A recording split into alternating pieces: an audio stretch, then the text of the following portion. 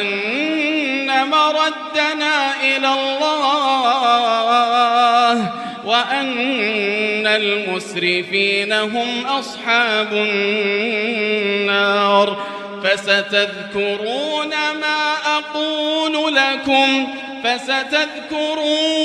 ما أقول لكم وأفوض أمري إلى الله إن الله بصير بالعباد.